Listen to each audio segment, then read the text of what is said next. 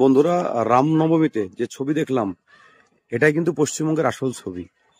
আপনি যদি বিভিন্ন সংবাদপত্র পড়েন আর কি, যেমন আমি টাইমস অফ ইন্ডিয়া আমার কাছে আছে, লেখা আছে West Bengal chooses piece on Ramnavami. দুই সম্প্রদায়ের লোকেরা কোল্ড ড্রিঙ্কস একে অপরকে জড়িয়ে ধরা, আহ, কোথাও জল দিচ্ছিল আর কি, একদম শান্তিপূর্ণ আহ, রামনবমী হলো।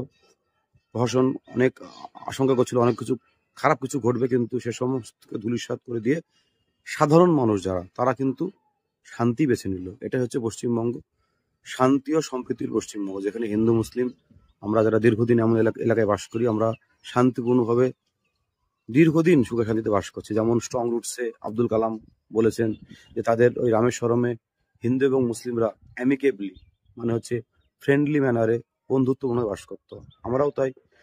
আমরা নদিয়া মুর্শিদাবাদ জেলার এমন একটা এলাকায় বাস করি যেখানে হিন্দু এবং মুসলিম আমরা শান্তিপূর্ণভাবে বাস করি। অতএব 26-এর ভোটে যেই ক্ষমতায় আসুক, আমরা নিজেরা কোনো প্ররোচনায় পা দেব না, এবং আমরা নিজেরা যেরকম শান্তিপূর্ণভাবে দীর্ঘদিন যাবৎ পশ্চিমবঙ্গে বাস করছি সেরকম ভাবেই 26-এর পরে 31 আসবে, 31 পর 36 আসবে, পরপর 5 বছর ভোট এসে যাবে, কিন্তু আমরা এখানেই থাকতে হবে আমাদেরকে।